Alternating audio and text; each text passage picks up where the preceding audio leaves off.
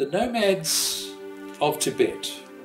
2 million of them, because Tibet is probably a much bigger area than you might suppose. It's actually the size of Western Europe. And the nomads are the people who made it humanly habitable.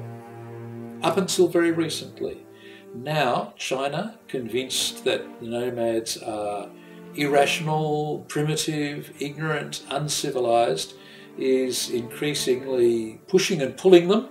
to leave the land, leave their herds of yaks,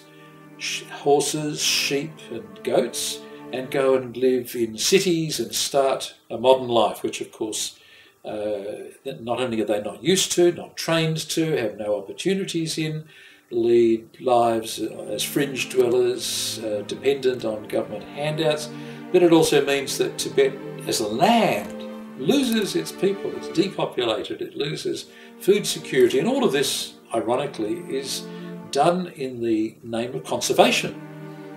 Conservation displaced internal refugees, an extraordinary modern phenomenon.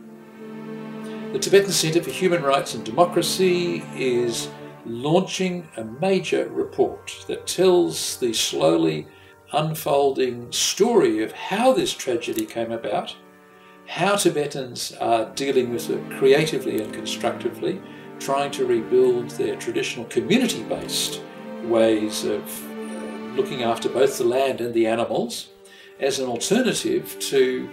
China's approach of imposing grazing bans and removing nomads to concrete settlements on the fringes of cities, which doesn't seem to even achieve the primary goal of protecting China's watersheds and growing more grass. It's a complex story, but I hope an interesting story, and I hope you can find your way to the Tibetan Centre for Human Rights and Democracy to look in a bit more depth at what's actually going on in the rangelands, in the open, unfenced lands of the wild gazelles and antelopes of Tibet.